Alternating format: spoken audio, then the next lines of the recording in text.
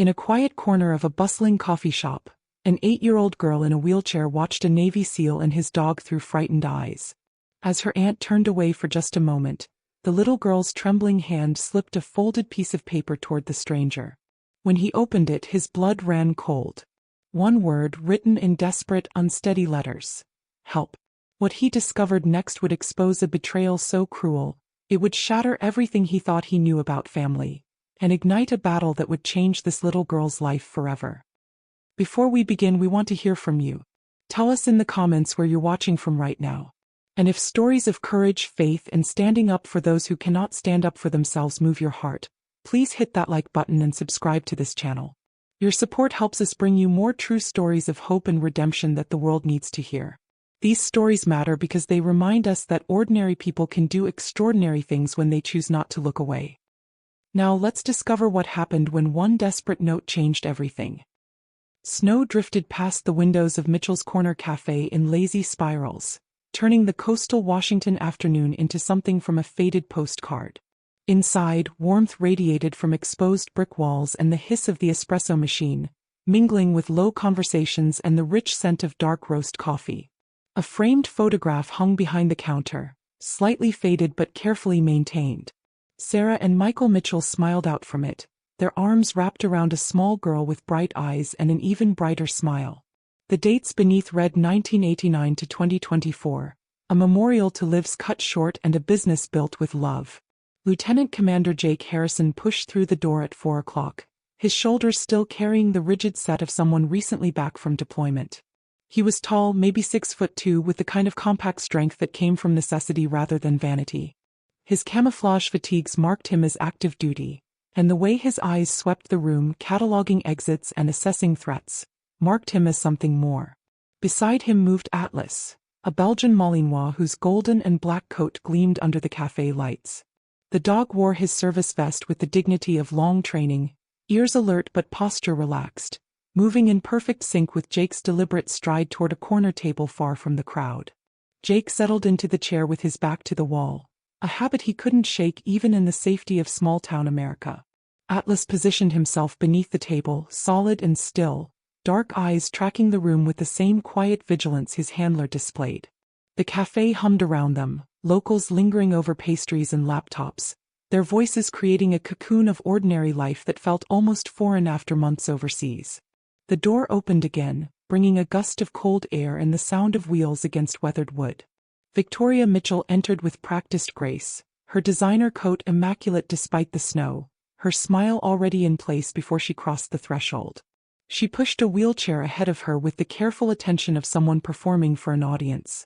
In the chair sat a girl of perhaps 8 or 9 years old, small-framed and delicate, with long chestnut hair that fell in natural waves past her shoulders. She wore an expensive pink dress with floral embroidery, the kind of clothing that suggested taste and money but somehow looked wrong, as if someone else had chosen it without asking what the child wanted. Emma Mitchell's face was beautiful in the way of porcelain dolls, perfect and empty. Her hazel eyes held an intelligence that didn't match the vacant expression, and when Victoria's hand landed on her shoulder in what should have been an affectionate gesture, something flickered across those eyes. Not quite fear, not quite resignation.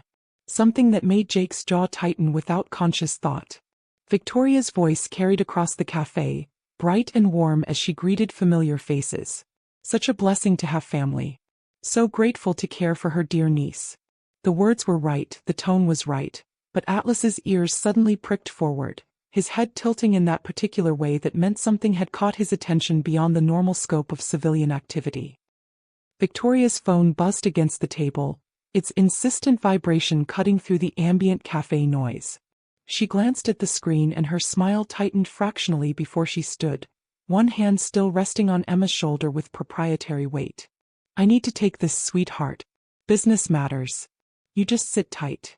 Her voice carried that sing-song quality people use with much younger children, and Emma's shoulders curved inward as if trying to make herself smaller.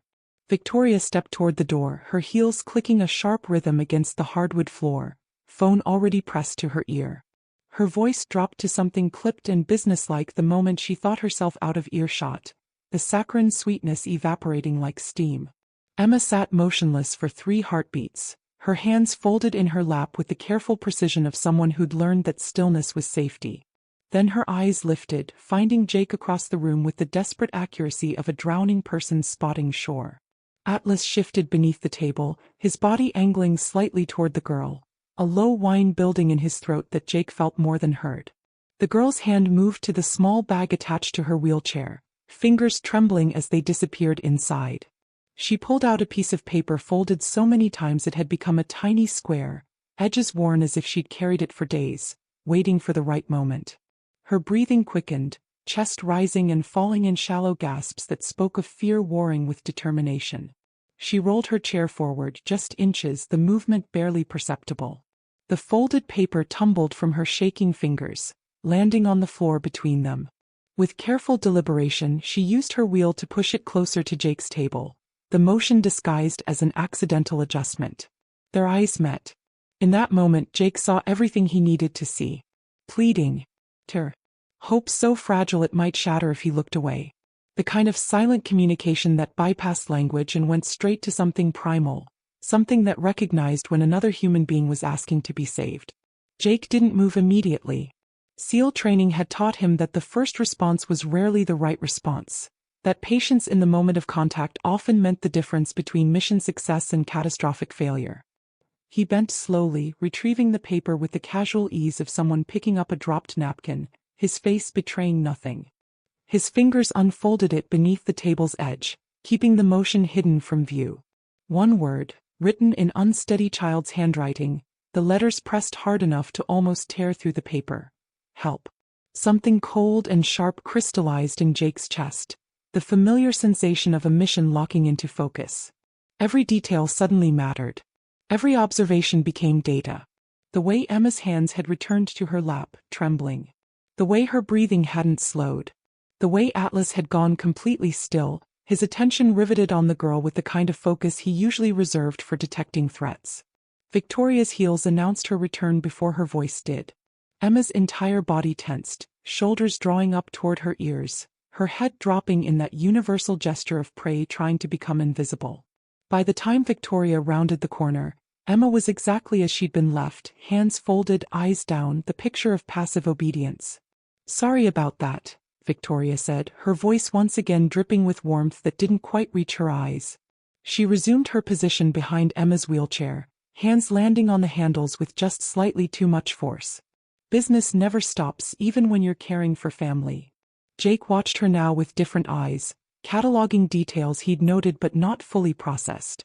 The way her fingers dug into Emma's shoulders when she spoke, hard enough that the girl's jaw tightened. The proprietary angle of her body, standing over Emma rather than beside her. The saccharine quality of her voice that suggested performance rather than genuine affection. "My poor niece," Victoria continued, her hand stroking Emma's hair in a gesture that made the girl go absolutely rigid.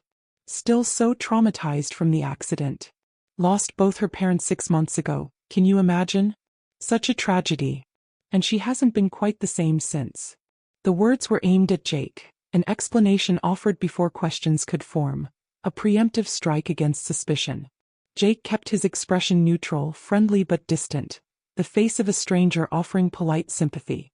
"I'm sorry for your loss," he said, the words directed at Emma even though Victoria answered. "She doesn't talk much anymore. The grief, you understand." Victoria's smile was perfect, practiced, the smile of someone who'd told this story many times and knew exactly how people would respond. Atlas whined again, louder this time, his body pulling slightly toward Emma as if drawn by invisible strings. Victoria noticed, her attention shifting to the dog with sudden interest. "What a beautiful animal," she said, reaching out her hand. "Hey, Atlas pulled back before her fingers could make contact, his training asserting itself. Service dogs didn't accept affection from strangers while working, and something in Emma's distress had put him on alert in ways that transcended normal protocol. For just a fraction of a second, Victoria's mask slipped. Annoyance flashed across her features, sharp and ugly, before the warm smile snapped back into place. "Well, we should get going," she said, her voice just slightly too bright. "Dinner won't make itself, will it, Emma?" She began pushing the wheelchair toward the door, filling the air with chatter about meal plans and errands, never pausing for Emma to respond, never acknowledging that the girl might have thoughts of her own. At the threshold, Emma twisted in her chair, looking back over her shoulder. Her eyes found Jake's one last time, and in that glance lived 1,000 words she couldn't speak. Confirmation. Gratitude. Desperation. A plea for him to understand, to believe, to not forget what she'd risked by reaching out. Jake's hand tightened around the folded note in his pocket. "Take care," he said, the words heavy with meaning Victoria couldn't possibly understand. The door closed behind them, and Jake sat motionless as Atlas pressed against his leg, the dog's tension mirroring his own. The mission parameters were clear now. A child had asked for help. And Jake Harrison didn't walk away from missions. Jake returned to Mitchell's Corner Cafe the next morning at 10 o'clock, deliberately choosing a different time, a different approach. Through the front window he could see Victoria in the small office behind the counter, her body language aggressive as she spoke into her phone, gesturing sharply at papers spread across the desk. The contrast to yesterday's performance was stark. He ordered coffee from a woman in her 60s whose name tag read Marta, her silver hair pulled back in a neat bun, her movements carrying the efficiency of decades spent in the same space. Her eyes held a wistfulness when they drifted to the memorial photo behind the register, Sarah and Michael Mitchell frozen in a moment of joy, their daughter between them radiating pure happiness. "You knew them?" Jake asked, his tone casual, inviting. Marta's smile was genuine but sad. 15 years I worked for Sarah and Michael. Such a tragedy, that accident. Emma used to run through here laughing, helping her mama bake cookies, talking to every customer. Her voice dropped slightly. Victoria stepped up to take care of her niece, took over the business. It's been hard on everyone. Jake's careful questions drew out hesitations Marta couldn't quite voice directly. Emma's changed. Quiet. Too quiet. She glanced toward the office where Victoria's voice carried through the door, sharp and impatient. Victoria says it's grief, but...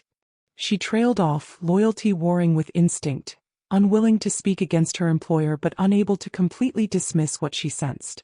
Later, in his car with Atlas alert beside him, Jake pulled up accident reports on his laptop. Single vehicle crash 8 months ago, both parents killed instantly, Emma paralyzed from the waist down. Obituaries painted Victoria as the devoted sister stepping into an impossible situation. Property records showed the cafe transferred to Victoria as executor of Emma's estate. Social media revealed a carefully curated image of sacrifice and devotion. But the cracks showed in other places. Yelp reviews mentioned the cafe wasn't the same anymore. Menu changes, price increases, the warm community feeling replaced by something more commercial. Jake positioned himself where he could observe Victoria through the office window, watching her animated conversation, the frustrated gestures, the aggressive body language.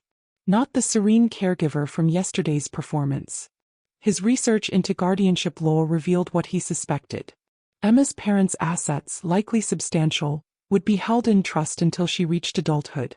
The guardian controlled everything until then. Victoria had both motive and opportunity, legal authority wrapped in a bow of family obligation. Jake's jaw tightened as the pattern became clear. This wasn't grief. This was exploitation. Over the next week, Jake became a fixture at the cafe, varying his arrival times, observing patterns others missed. Victoria's public persona remained flawless, the devoted aunt speaking in honeyed tones about her sacrifice, her burden carried with grace. But in unguarded moments when she thought no one was watching, the mask slipped. He witnessed it on the third day. Emma reached tentatively for a menu, her small hand extending with visible hope, wanting to point at something she desired. Victoria's hand snapped out, yanking the menu away. "You don't need that. I know what you want." The words were sharp, dismissive, and Emma's hand dropped to her lap with the defeated finality of someone who'd learned that wanting things only brought pain. Another afternoon, a child from a nearby table waved at Emma, a simple gesture of recognition. Emma's face transformed for just a moment, light breaking through the careful blankness, her hand beginning to lift in response. Victoria moved immediately, wheeling Emma toward the door. "Emma's tired, we should go." The light in Emma's eyes extinguished as completely as if someone had flipped a switch. Jake befriended regular customers, listening to their observations carefully packaged as nostalgia. Emma used to attend story time at the library. Sarah had been teaching her to bake. The cafe felt different now, family touches systematically erased. Through the office window one afternoon, Jake spotted a for sale sign propped against the wall. A realtor visited the next day, Victoria's tour animated as she gestured to the space, her voice carrying fragments. Property worth substantial amount. A call to an old military contact yielded more. Victoria Mitchell had debt, a failed business venture, bankruptcy narrowly avoided. Guardianship had been granted without contest, no other family stepping forward. Emma's trust fund held $2.5 million in life insurance property value investments. Victoria's recent purchases painted a picture of someone spending money she hadn't earned. Atlas provided cover for Jake's frequent presence, the service dog vest making his visits unremarkable.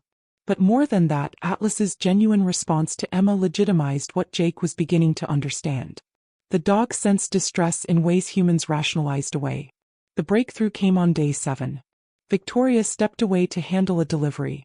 Jake positioned himself close enough to be heard but far enough not to alarm. "Emma," he said quietly, "blink once if you're okay. Twice if you're not." She stared at him for 3 long seconds, her hazel eyes searching his face for deception or danger. Then deliberately, carefully, "Blink." "Blink." Jake nodded once. "I understand. I'm going to help." The name Thomas Brennan appeared in Sarah and Michael Mitchell's obituary as family attorney. Jake called from his car, Atlas's steady breathing beside him a reminder that some missions required more than force. They required precision. Brennan's voice carried 15 years of professional relationship turned personal grief. "I've been trying to schedule meetings with Victoria about the trust for months. She's been avoiding me, making excuses." When Jake carefully outlined his observations, the lawyer's concern sharpened into alarm. This isn't how Sarah and Michael wanted Emma raised. The trust documents told a story Victoria had been counting on no one reading. $2.5 million in life insurance, property, investments, all held for Emma until she turned 18. The parents' will specified Emma should be raised with love, freedom, and surrounded by community. The guardian was to preserve the cafe as Emma's legacy. The trust explicitly forbade selling the property until Emma reached adulthood and could decide for herself. Financial audit revealed systematic theft. Victoria had been drawing an excessive caretaker salary, inflating Emma's medical expenses, depleting the trust by 40% in 6 months while the cafe's revenue dropped and Victoria's personal accounts swelled. Jake contacted Child Protective Services with the careful precision of someone building a case that couldn't be dismissed. Sharon Davis, the assigned caseworker, was in her 40s with the skeptical competence of someone who'd seen too many accusations collapse under scrutiny. "We need more than observations," she said. "Then talk to the cafe employees. Emma's former teachers. Her neighbors." The interviews built the foundation. Marta spoke carefully but clearly. "Emma seems afraid. She used to be so happy." Emma's teacher revealed Victoria claimed homeschooling but provided no evidence of education. A neighbor reported hearing Victoria yelling, "Emma never playing outside." Medical records subpoenaed through legal channels showed unnecessary anti-anxiety medications prescribed to keep Emma compliant. Therapy sessions where Victoria attended but Emma never spoke. Physical therapy appointments cancelled repeatedly, Emma's recovery deliberately impeded. Jake brought in a certified service dog trainer to document Atlas's behavior around Emma. The professional assessment was damning. "This dog is detecting extreme stress and fear response consistent with ongoing trauma." Victoria sensed the scrutiny closing in. Her lawyer's calls couldn't be ignored anymore.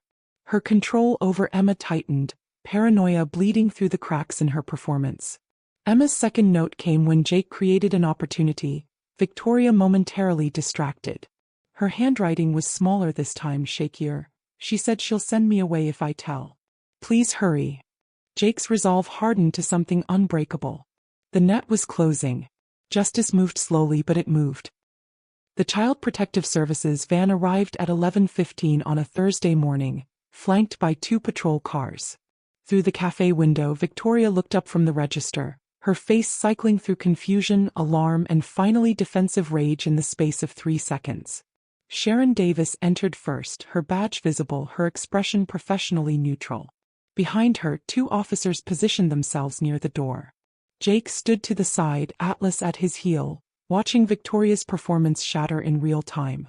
"How dare you?" Victoria's voice climbed toward hysteria, her carefully maintained composure evaporating. "I've sacrificed everything for that child. Everything." Emma sat frozen in her wheelchair near the window, her face pale, silent tears tracking down her cheeks. The terror in her eyes wasn't just about being taken away. It was the fear of having spoken, of having been heard, of consequences she'd been taught to expect. Sharon's voice cut through Victoria's tirade with calm authority. "Ms. Mitchell, we have an emergency custody order. Emma needs to come with us for evaluation. You're not to contact her during the investigation." The words broke something in Victoria. The mask didn't just slip, it exploded. "She's ungrateful. After everything I gave up. That money was supposed to be mine. My sister always got everything, always the perfect one, and now her brat gets millions while I—" She stopped, realizing too late that the cafe had gone silent, patrons witnessing the truth beneath the performance. Jake moved to Emma's wheelchair, dropping to one knee so their eyes were level. "You're safe now. I promise." His voice was quiet, steady, the tone of someone who'd made harder promises in worse places and kept them all. Emma's hand reached out, trembling, and found his. It was the first voluntary touch she'd offered, trust extended despite everything that had taught her not to. Atlas moved immediately, positioning his body between Emma and Victoria, a living barrier of loyalty and protection. Victoria lunged forward, restrained by the officers, her voice raw with rage. "You'll regret this. He's lying. She's damaged from the accident." The words kept coming as they removed her from the premises, her carefully constructed world collapsing around evidence she'd never imagined anyone would gather. Emma was wheeled toward the door by Sharon, headed for emergency foster placement. Jake couldn't take her yet, no legal relationship, just a promise made across a cafe table.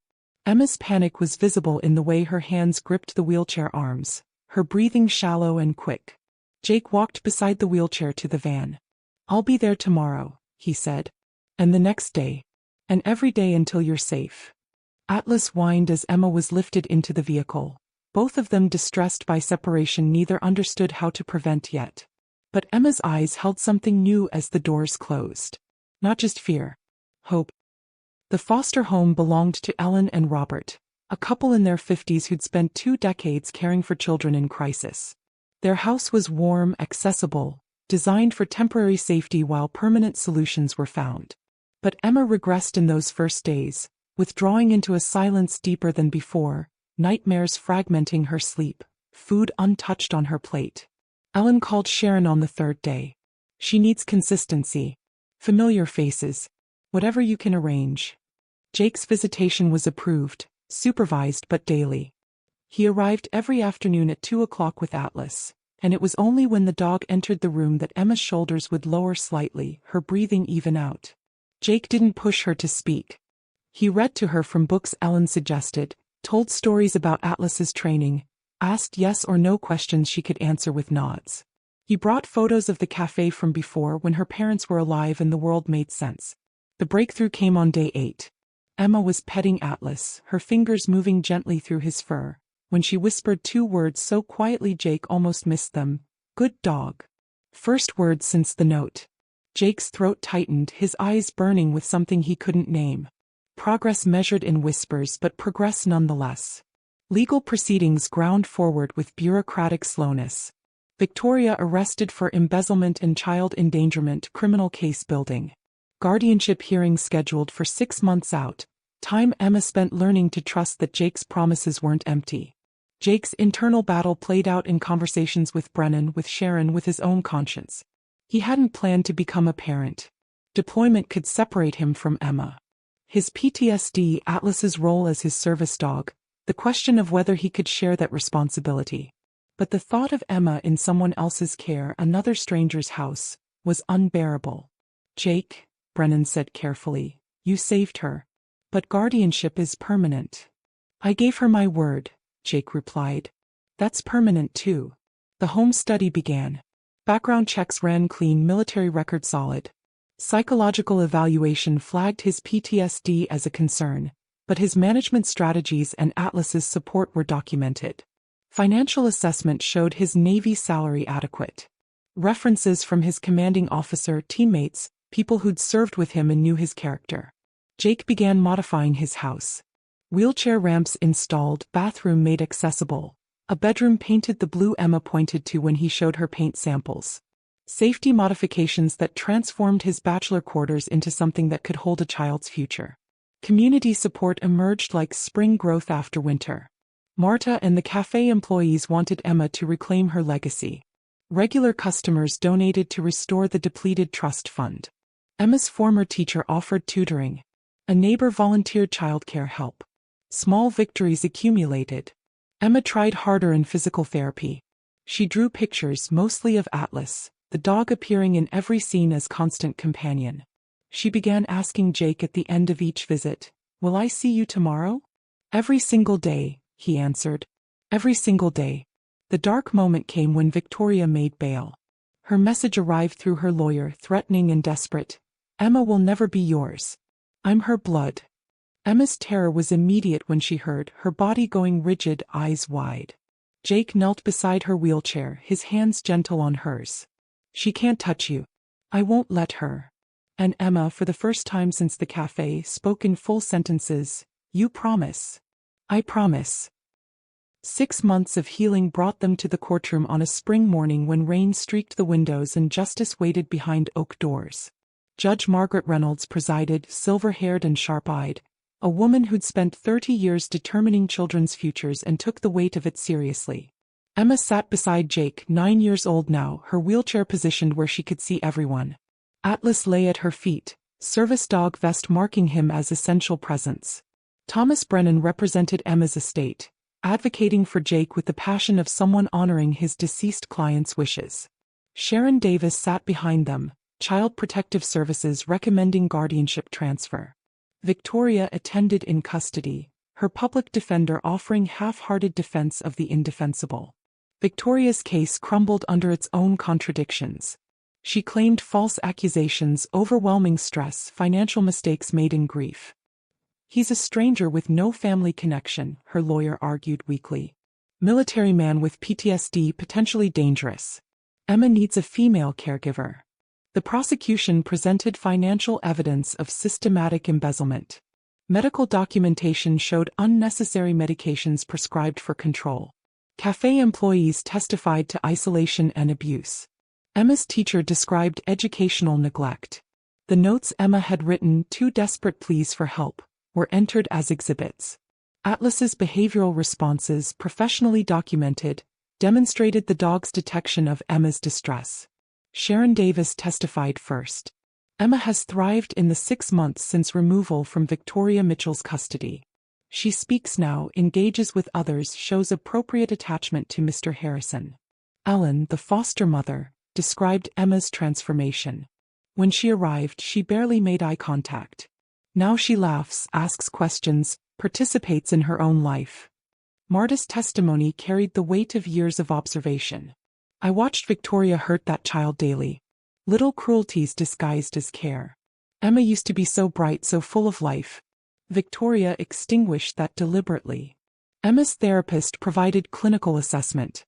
Emma has formed a healthy, secure attachment to Mr. Harrison and his service dog. Removing her from this relationship would constitute re-traumatization. Jake's commanding officer spoke to his character. "Lieutenant Commander Harrison is honorable, stable, and capable. The Navy would be proud to support his guardianship of this child." When Jake took the stand, his testimony was precise, methodical, the report of a mission accomplished through careful planning and unwavering commitment. He described the note, the investigation, his decision to involve authorities rather than act alone.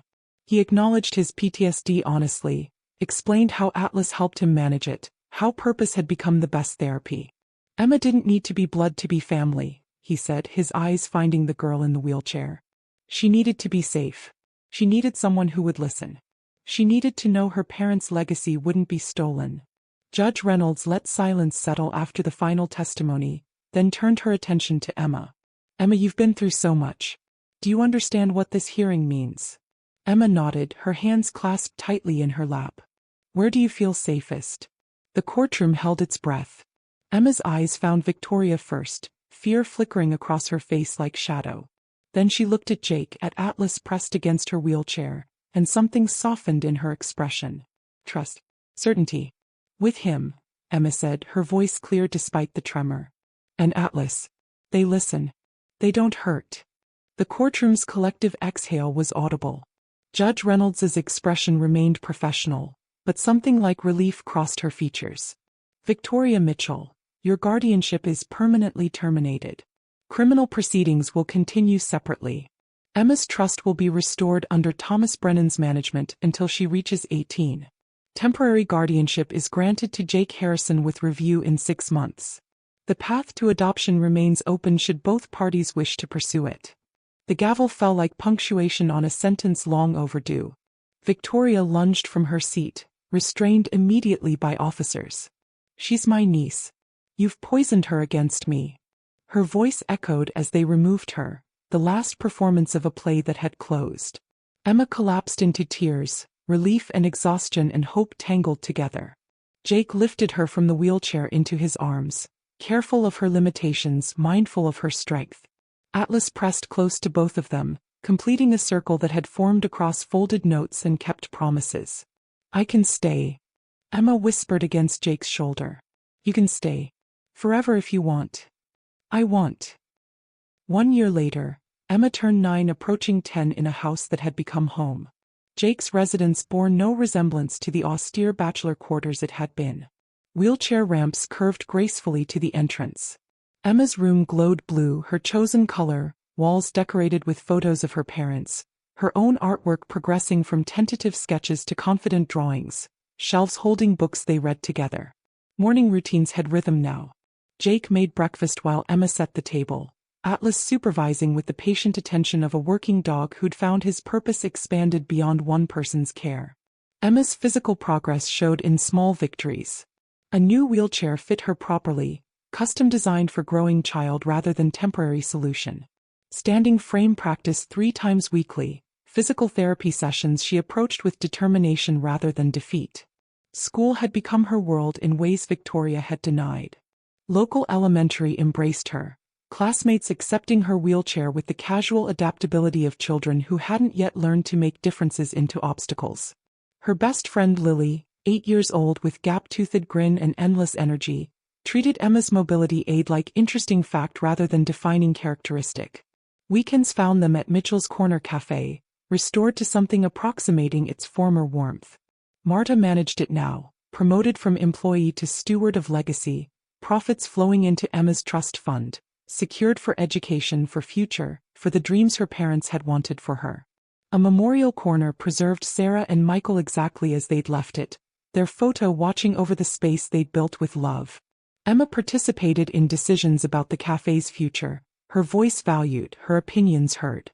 She'd inherit it at 18, but until then she learned what her parents had known about community, about gathering places, about the small dignities of good coffee and listening ears. Jake's transformation was quieter but no less profound. From lone warrior to father figure, learning to braid Emma's hair through YouTube tutorials and practice, packing school lunches that balanced nutrition with the child's preferences, attending parent-teacher conferences where he sat among mothers and fathers who'd had years to grow into roles he'd claimed in courthouse testimony. His PTSD remained, but purpose blunted its edges. Atlas helped, as he always had, but Emma's presence created structure, reason to maintain stability, incentive to be the person she believed him to be. The anniversary of her parents' death brought them to the cafe for memorial service.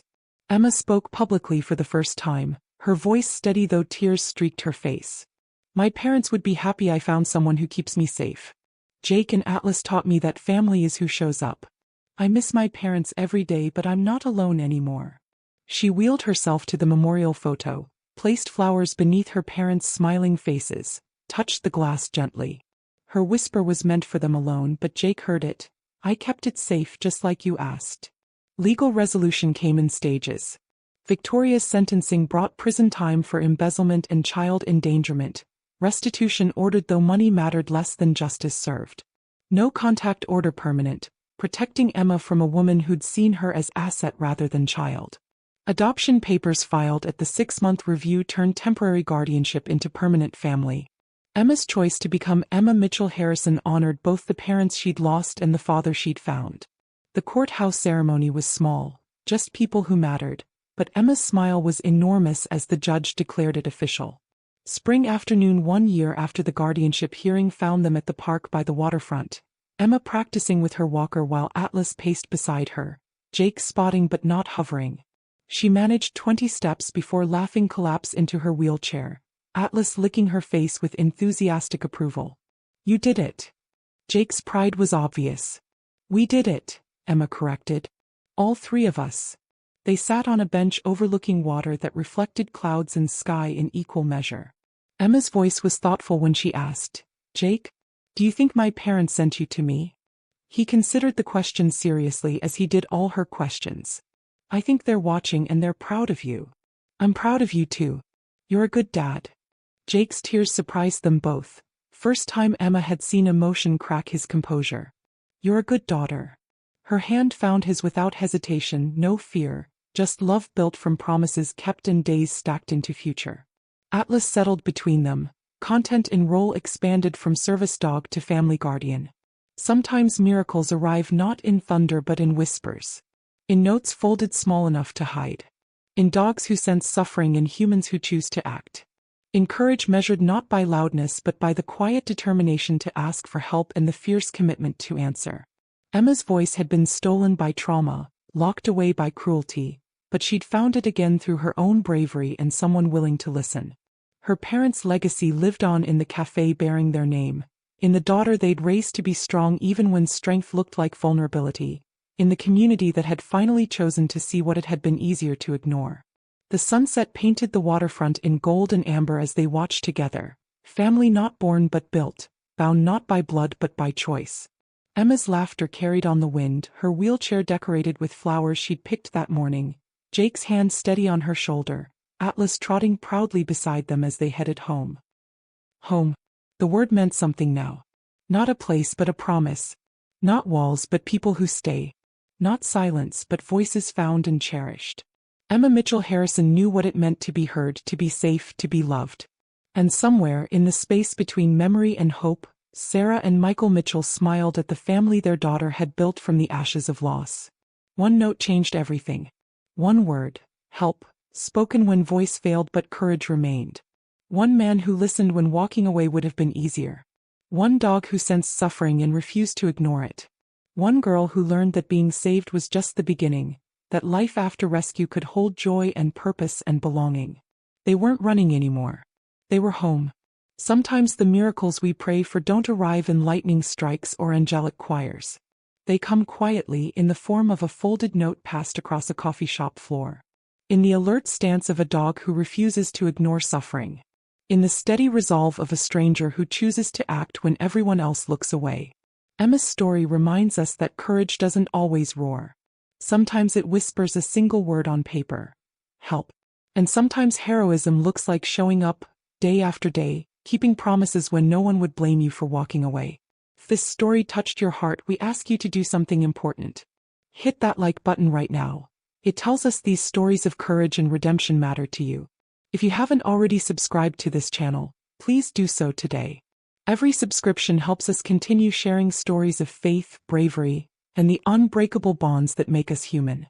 But more than that, we ask you to share this story. Send it to someone who needs to hear that their voice matters, that asking for help is an act of courage, not weakness. Share it with a friend who's struggling, a family member who's lost hope, or anyone who needs to remember that one person choosing to listen can change everything. Leave a comment below and tell us where you're watching from. Tell us if you've ever been the person who needed help or the person who chose to help. Your stories inspire others to act when action is needed most. Remember, every Emma out there deserves a Jake. Every silent cry for help deserves to be heard. Every child deserves someone who will fight for them, protect them, and show them what family really means. May God bless those who protect the vulnerable. May He give us the courage to act when we see injustice. May we all learn to listen for the whispers that need hearing most. And may we never forget that sometimes, the most powerful thing we can do is simply refuse to look away. Subscribe. Sure. Because somewhere someone is folding a note that says, help, and they need to know that help will come. God bless you all.